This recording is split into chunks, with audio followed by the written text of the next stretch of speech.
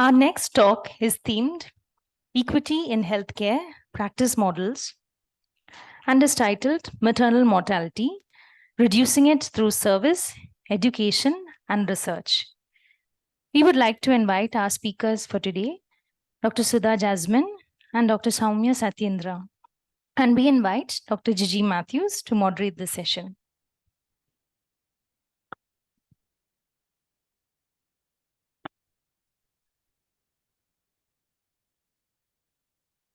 Thank you.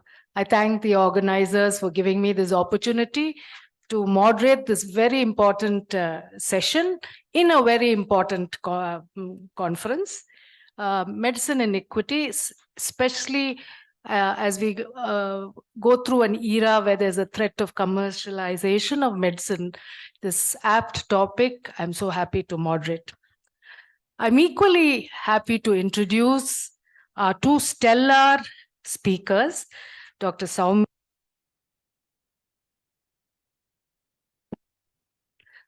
Sathyendra and Dr. Sudha Jasmine from the undergraduate batches of 1991 and 1992 and the postgraduate batches of 1999 and 2000. And they both have, more importantly, they both have experience working in mission hospitals. Dr. Sowmya in Raxaul, Bihar, and Dr. Sudha Jasmine in Erode. They have excelled in their field of medicine, and more importantly, they have ensured that all three domains, clinical care, research, and education, were given equal importance. We in the Department of Obstetrics and Gynecology are particularly grateful that they put their woman power to good use and did some pioneering work to set up the obstetric medicine unit that helps streamline care for our patients. Without much ado, I welcome first Dr. Sudha Jasmine and then Sowmya to give us this nice talk. Thank you.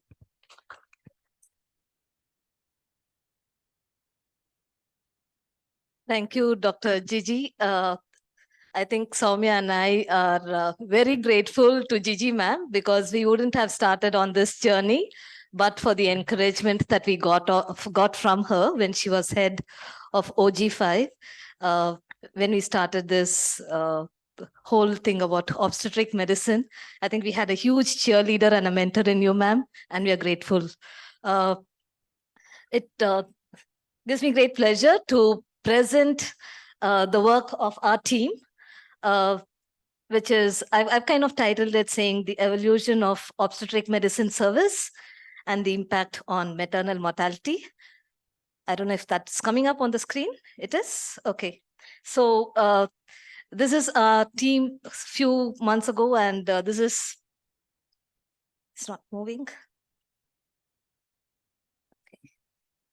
Okay, this is our more current team with new members, and I needed to put the previous picture as well because Sowmya is missing in this whole picture of the rest of us. And it started, we are looking at a journey that started maybe around 2011 from what I could see from my initial PowerPoint. And I hope it benefits those who are here. If you look at equity and you say, okay, is there one measure of equity? One number that we can, or one measure that would actually, simplify and say, is there equity? And I think that one measure would be maternal mortality. I'm starting with a graph, and this is not a graph from India. This is from United States of America and maternal mortality there. And if you look at the maternal mortality there, okay, this is the non-Hispanic whites, okay? The maternal mortality rate is about 15. This is 2018, 19, and 20. And you can see the rates. And if you look at this blacks in the same country, this is a first world country. It's comparable to what is in South India. So if you are talking equity, this is a great measure for equity. Is there equity? And this is our official government MMR rate. And I was always taught by Dr. JP, you need to say compared to what? And when I look at that trend and look at the number of maternal deaths compared to our neighboring states, you can see India's right there. It's about 35,000 deaths compared to all our other neighbors. And that is probably a reflection of our population. But having said that, if you look at the maternal mortality ratio, Pakistan is still doing better than us, whether we like it or not. And we are a little better off than Nepal and Bangladesh, but Sri Lanka is much, much better, though we are neighbors. And China, despite that huge population, has a maternal mortality rate which is much, much lower. So this is within India. Within India, India is not one country. India is many countries within one. And this is official data from the government. And if you look at it again, I don't know if you can see those numbers, Bihar, Assam, Madhya Pradesh, all kind of hover around 100, 120, 130. Whereas if you look at the South Indian states, whole of South India is hovering around 50. And multiple other studies. This is a study which looked at the estimates and correlates of district level maternal mortality. And you can see the India of North and Central India, Assam is very different from the India, which is South India. Again, another study which looked at 10,000 maternal deaths, and they looked at the maternal mortality burden. And this is around 350, that really red is around 350. And you can see UP, Bihar, despite what the government puts out, the rates are much, much higher. And so this is the true picture of no equity, so to speak. And this is what the study actually said, something that's been said over and over in the last 2 days, that although the maternal mortality rate for the country is coming down, places like Assam, Uttar Pradesh, Madhya Pradesh, Chhattisgarh are much higher. They are still higher than what was in India 5-6 years ago, 2016 and 18 estimate, it's actually much higher. And after adjustment for education and other variables, the risk of maternal death was highest in rural, tribal areas of northeastern and northern states. So we know that India has a large number of maternal deaths, and that itself is heartbreaking because these are young women that are dying, giving life. And the double tragedy is the children born to these mothers are 46 times more likely to die within 1 month of their mother's death. The odds ratio is a huge 57. And that's heartbreaking because it's not one life, it's 2 lives. This is from Ghana, and it's a study which was looking at the impact of maternal mortality. And they looked at the concept of how does it affect the physical health, the mental health, the family structure, and the financial stability. And I put the study up because it resonated with what one of the spouses of a nurse who worked here, who died of amniotic fluid embolism during her 3rd childbirth, told me. This spouse shared his life, and this really resonated with the study. And so I put this, and this is what they found in the qualitative data. People saying there's no happiness in the house. It brought a huge impact because as a young man starting life, this thing has happened to you. The children are asking, Daddy, where's mommy? And when is she coming back? And the fact is that you cannot tell them the truth. Heartbreaking. Ever since she passed, there's no joy in the house. Sorry, because the slightest thing my children do reminds me of her. It's changed a lot of things because right now I'm the only one taking care of all the children she left behind. And because of that, I'm really going through difficult times. She used to do the chores. Now I have to do it all. I'm the one who takes care of the children, everything. I take care of everything. And that's the story of the fathers who are left with the children sometime when the mother passes away. Coming back to India, what are the causes? The red is bleeds or hemorrhages, which often is dealt with by the obstetric department. But you can see a large proportion from sepsis, hypertensive disorders, indirect causes. And this again is a larger proportion in South India than in North India, where they're still struggling with the bleeds itself. So our journey, how did we start? This is our first PowerPoint we made in 2011. We didn't start with ObsMed per se. And Sowmya and I were looking to say, where should we put our energies into? And I don't know why we made the PowerPoint. We tried recalling and we couldn't quite remember. But this is what we said. We wanted to provide holistic healthcare for women in the reproductive age group. And we said, this is our age group. And we put down a certain number of things. We're saying areas where we would work in.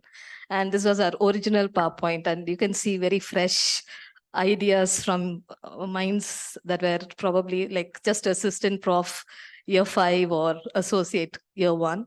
And this is what we thought we would.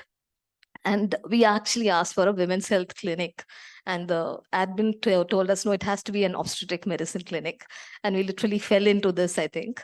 But what happened was when we started working here, we went for a conference because we realized that we were not equipped during our MD training to actually handle this. And so we went for a conference in Fernandez Hospital for obstetric medicine. And while preparing for a poster to go for that conference, this is what we uncovered. We looked at all obstetric medicine patients who were admitted in the medical HTU and ICU between 2009 to 12, and this was done by Sowmya. And we found that those who died were a heartbreaking 23 years. That was the average age. And 25% of them had other children that they left behind. That broke our hearts. And that's why I think we started on this journey. The causes they were dying of were things that we could easily, and we treated every day, day in and day out, very simple reasons in its own fashion. Some, yes, DCMY, which may not, but still, a lot of them could be very easily managed by us.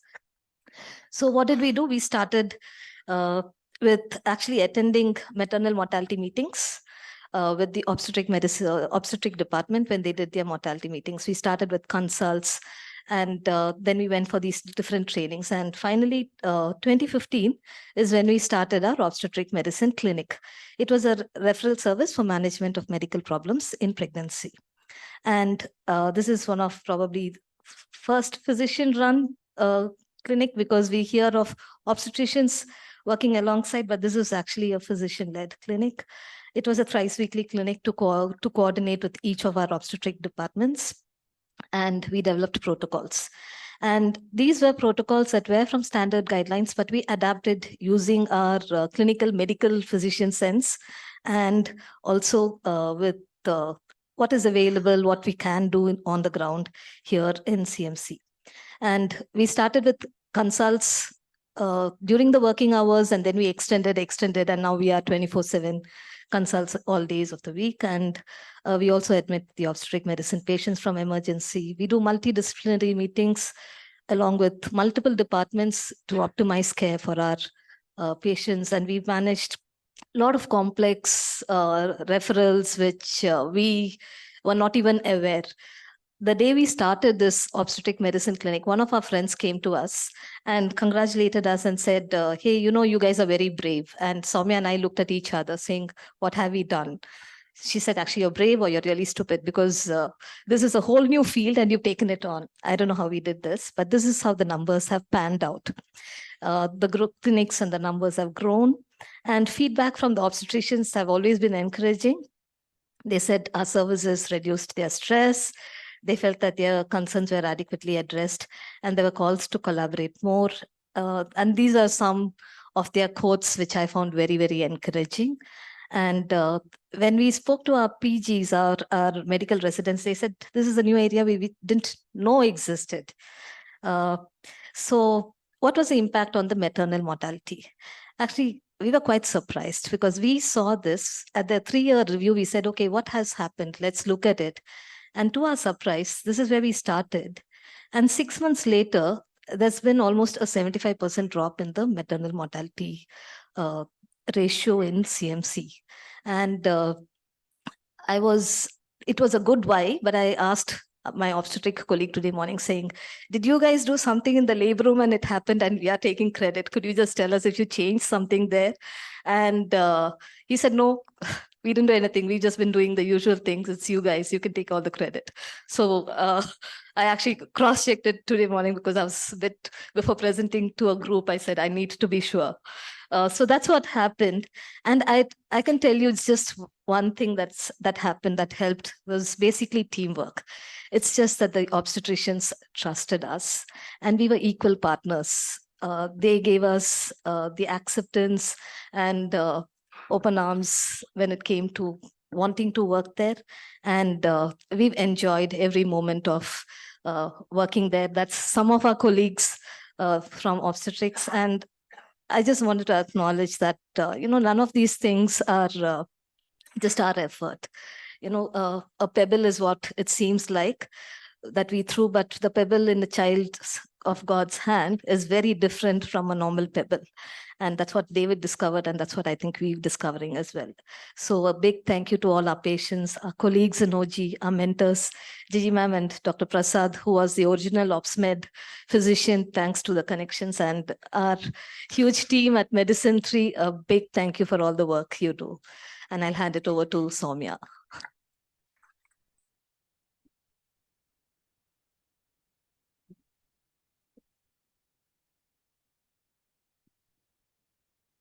Thank you, Dr. Gigi, as in that was a very big endorsement and I'm grateful. And obviously, because we work in the same unit, some things we say may overlap. Please forgive me for that in the whole inspirational part of it.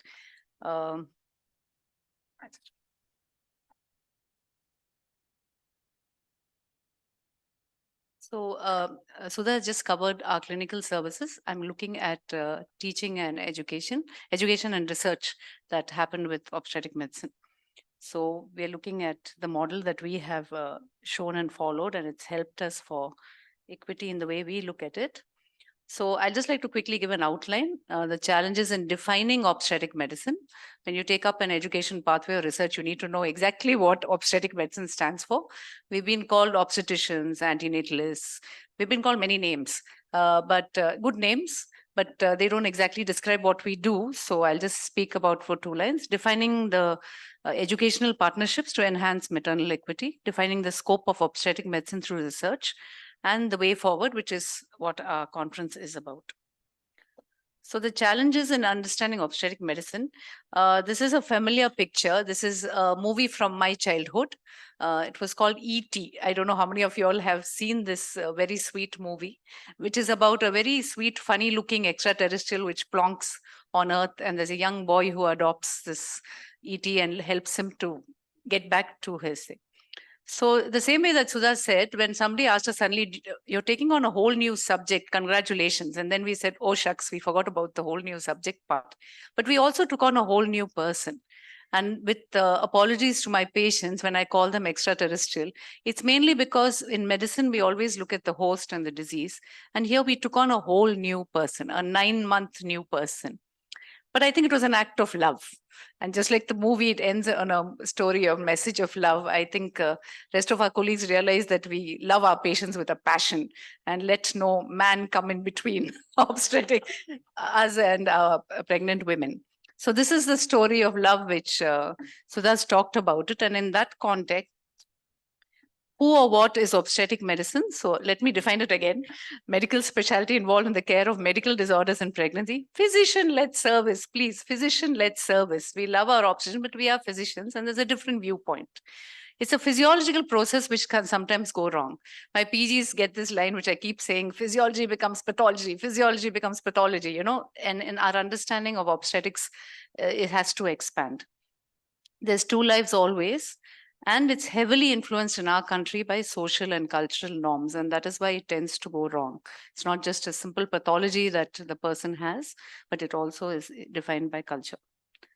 So the FIGO past president is the Federation of the Indian Association of Gynecology and Obstetrician. I just said mothers have often been seen as a means and not the end. And health services have been targeted to mothers to help them produce healthy babies, forgetting there's a woman in the mother who also has a right to health and survival. And society has an obligation to fulfill a woman's right to life and health when she's risking death to give life. And I will resonate with that. So as we speak, in the 2000 to 2020 trends in maternal mortality, as I speak, women are dying. And it may not be just in the south of India where we are more fortunate. It may be in Africa. It may be, of course, these are the world statistics. But to think of it consciously is a fairly large ask. So in answer to this, there are strategies for maternal equity, which the WHO has put in their global strategy for women, children, and adolescents.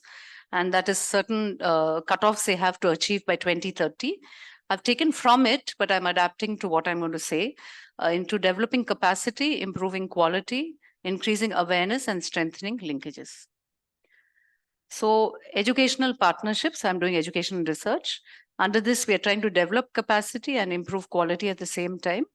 And this was a saying that somebody said that, I know I can't solve all the maternal health challenges in the world by myself, and I need and want others to help me. So what did we do? We had mortality audit meetings, as Sudha said. But fortunately for us, the mortality reduced. So then how did we need to meet obstetricians? We were meeting them in the audits. So instead, we started clinical meetings. As physicians, we look at the effect of disease on the pregnant host. We learned about the effect of pregnancy on the disease. So that was the value that we brought to each other. We also learned that there's effect on the baby, both short-term and long-term. And I say it specifically because India as a country is not geared for, I would say, children who have disabilities from birth, which could have easily been prevented, hypoxia or something like that. And having said that, that means we need to catch at source. That baby needs to be given the benefit of being born the best it can, because future is going to be very difficult in our country if there's a problem. So this is combined teaching science. If you're wondering what's happening on the floor, we took a kind of a BLS, basic life support class for our obstetricians. And we demonstrated on a dummy how to do CPR. And now these are all groups of our obstetric residents, consultants, all a mishmash, trained on CPR, which we did in their conference room. And that was a very successful exercise, because it's not that only we can do it, it's just that we do it more often, because in the medical ward, we're used to it. But we were trying to, it's not just about taking care on behalf of, it's also about empowering the group that we were working with. It was a fun session, it brought us together, but most importantly, it taught a skill. And that's one of the sessions that we did on hands. The others have been CMEs, which we have done with our obstetrician friends for local practitioners and secondary hospital staff. And some topics include common medical disorders in pregnancy, heart disease, hypertension, infectious disease, SLE. So here we are learning and hopefully teaching others at the same time. For the Department of Medicine, we taught obstetric medicine. Now, remember, we are self-taught ourselves, so it's been a journey. I can't claim to know all the answers, but because we were interested, we were seeing the patient group, we had a very, very steep learning curve. But hopefully we were enriched and taught each other.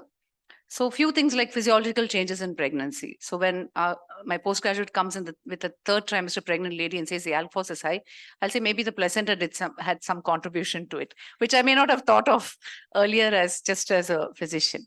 And of course, we love to send D-dimer for every breathless pregnant woman. And Gigi ma'am, I remember, would be just whipping us when that D-dimer goes, because it's anyway going to be high in a pregnant lady, and that's not the way you solve problems.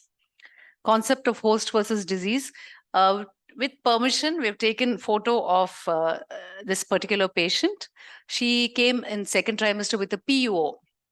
There was no localizing symptoms. She was fever for a month. We took her over an investigation. She turned out to be an SLE, and she was flaring. She was pregnant. And we treated according to the guidelines that are allowed within pregnancy. And the little one on her lap is our PUO baby. She still comes to follow up for me for her SLE. The baby's fine. And that's a story, one of the stories that we remember and, are proud to say. And not every breathless patient is pulmonary embolism. I do know when I went as a physician before we started the services, any breathless, first differential will be pulmonary embolism. It's actually quite rare, though we say it's a hypercoagulable state. Implications of medications used in pregnancy and lactation. An example would be giving amoxiclavulinate. But in the third trimester, clavulinate can cause necrotizing enterocolitis in the infant. So that obstetrics knew. They taught us, though we were, tempted to write it, thinking it's safe. And the last 2 points I'd really like to reiterate is the patient is young and tolerant of pathology. When they collapse, they will collapse, but till then they will hold. And so it's a tendency for us as physicians to say, young, no symptoms, maybe well, till they're dead.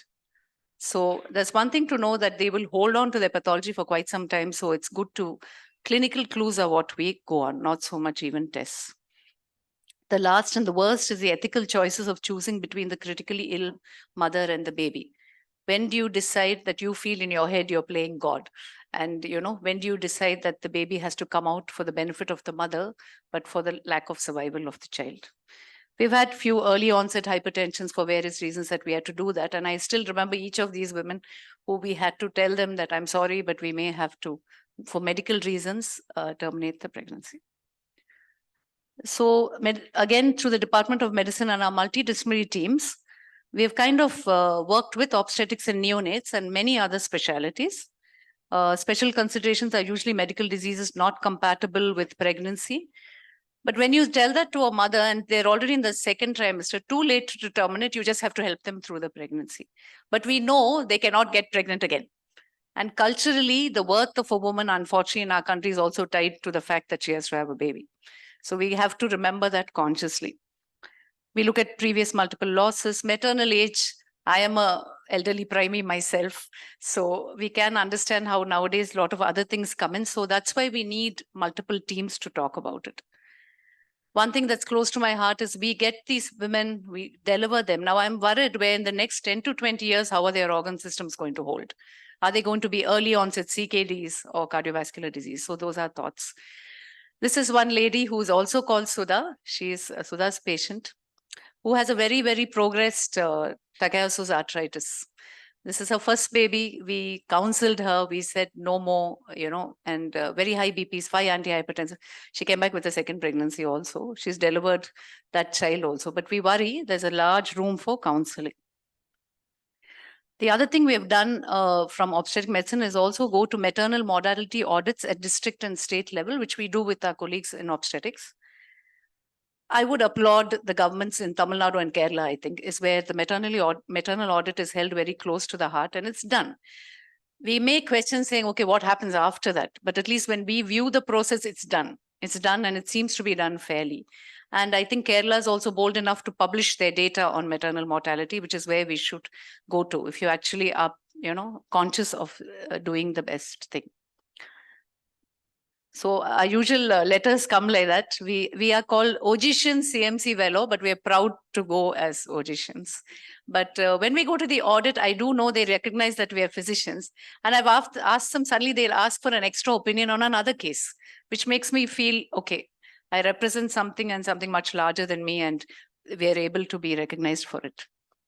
Recently, we also get stuck sometimes when women have very chronic diseases, in terms of diseases which they don't recover from. Could be a bad pneumonia, the lung does not recover, which we've seen in influenza. And sometimes we have to take the call of pulling off supports. We know there's the baby. We know there's a father. We know there's a family who's really upset about a young person. So we've gone through the process of having clinical ethic audits with the medical superintendent's office, where we audit, we counsel, we take permission and withdraw. And it's a process of medical ethics that I think we need to teach at every level. It could be any patient, but we have the hard task of doing it in a young mother. And also learning about sanctity of life for the baby. In Outreach and Velo district, I would say with the community medicine department and in the Chittoor districts, we have done Approach to series. We've given secondary hospital flavor of teaching lessons. And with the rest of the department, with distance education, we've participated in question answer sessions on common medical disorders as a part of blended learning. We also do teaching sessions with the ID fellows, because infection, as in the physician population, is also high in the obstetric population. Scope of research, looking at strengthening linkages and increasing awareness. These are some studies that we have looked at through postgraduate thesis or faculty research. Infections, empowering mothers with knowledge and attitude, looking at depression. This is across the department. All colleagues are involved in various studies, and also looking at hypertension and hypothyroidism. With state partners, we are a part of the Tamil Nadu Pregnancy and Heart Disease Registry, which looks at not only at clinical profiles, but also gaps in delivery of care. We are PIs along with 23 other government and private hospitals in Tamil Nadu, and it covers for cardiac disease and pregnancy. So the way forward, from education to developing capacity and improving quality, we will be starting a fellowship by next year in these two areas, which we hope to capture a larger population than what we are currently catering to. But preconception services is something that is going to be rolled out, because I think that's the need of the hour. We're not saying that we can't help people who are pregnant, but we have to think long term and maybe talk to them much earlier. And of course, management algorithms to be shared with much beyond our scope. So what is the way forward? We would like to recognize disadvantages like nutrition on a woman's life course. Yesterday, Sudha and I were in a poster session in the other room where we saw somebody from one of our mission hospitals looking at the incidence of obstructed labor and the fact that all the women were short, and they thought it was to do with a tribal phenotype, but it was all across all districts and may have been more to do with their nutrition. So while the woman is expected to get pregnant and deliver, I think nobody looks at the fact that a lot of things which from childhood may have affected the reason that she will die when she is 20. Long-term follow-up of people, sick, delivered, 20 years later, I hope your organs are functioning. We are following up some patients. Looking at knowledge and attitude of expectant mothers and fathers in many areas, recognizing postpartum depression and blues, I think in a community that doesn't speak much about mental health, let alone in the postpartum woman. And we're trying to build up working new mothers, because it is a time where people are balancing and trying to do their best. And we come back to our original theme, which is women's health services for women of the reproductive age group, which was what we thought in 2011. There we're looking of sexual health, somatoform disorders, populations that I know kind of in an average medicine OPD is like, oh no, here she comes again. But it's actually a cry for help before and beyond pregnancy. I have the same photographs because we obviously are in the same situations. And of course, thank God, our patients, Department of Obstetrics, Dr. Gigi and Dr. Prasad. To our teachers who taught us medicine is much more than knowledge and skill, and which is why I think we were inspired in 2011 to start something different. To my colleagues in Unit 3 who help us, and of course to my department. Thank you, all of you.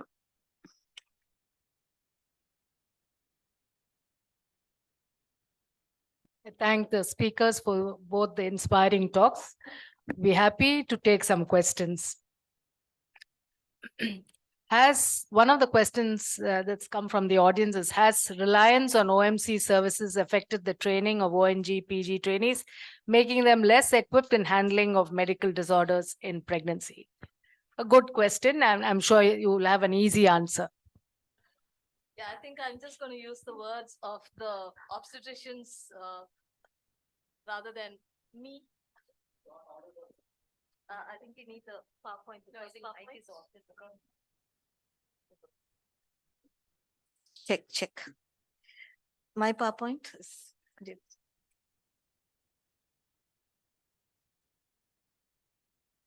I'm glad I put that quote because I was going to delete because the slide was quite full.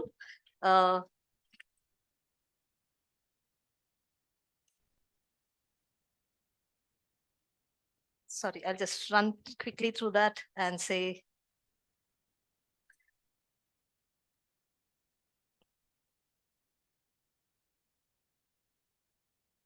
Okay, this is a recent feedback because this is in 2020 that we were re-looking to, actually last year, we were re-looking to say, okay, should we do, what else should we do? And this is what they said with regard to their education and their training. They said it has helped to significantly improve the approach to obstetric patients with medical problems, both in terms of acute care and long-term management. The knowledge and the skills of the OG registrars and consultants have also improved with the combined academic sessions and constant discussion that happens between the two departments. So we'll have to say that this is equal partnership. At no point are we kind of taking over. There's no turf war here with the obstetricians. And even our research is always collaborative. It's always together with them, one from every unit. And the other thing that we have done is that when the obstetricians come for their peripheral posting, they go to see the OMC consults. And we go behind with them to kind of ensure that what is done for them is actually done. So what that does is it empowers the obstetricians who come through us to manage the medical problems when they go for their peripheral hospital postings and they're born later. I want to Sowmya add a can add on. Yeah, I want to add a few points on that. Basically, the obstetric unit is a very busy unit, and often we don't have the time to concentrate on new evidence in certain topics. And it was such a boon having this obstetric medicine unit that was also overseeing the new evidence and constantly keeping us up to date. And that from our side, very, very useful, because the PGs just need to watch what is being done. The decisions that are made, they learn from watching what is actually done. And we were happy that we were doing the best for the patient because we had the obstetric team advising us at regular intervals. Over to you. I think there's a question which I'll just give it to Sudha now because it's on the graph. The graph on maternal mortality showed only numbers, not percentages. Has the number of deliveries remained the same or has it decreased over the last few years? Ma'am should be able to. The numbers haven't really decreased too much. So I would think that this rate is pretty much accurate. We agree that over the last decade, there have been fewer problems and our problems are sorted out more easily than in the past. Yeah, that little blip here, which went up was COVID. When the second wave came, one is that we had very late referrals and we had a lot of patients who came really sick late. And also the second wave caused infections even in the pregnant mothers, which we didn't see in the first wave. And then again, we are back down after that. Between 2016, this is all published data. 2003 to 2021 is already data that's there in the public domain as published data. I can vouch for that. Between 2016 to 2023, the number of deliveries, the denominator has been around 12,000. Before that, we had a slightly bigger number of 14,000. Around 2016-17, our numbers decreased to 12 to 13,000. Yeah, it is a ratio, yeah. If there are no more questions, I think we come to an end of a very useful session. Once again, want to thank our speakers. Yeah.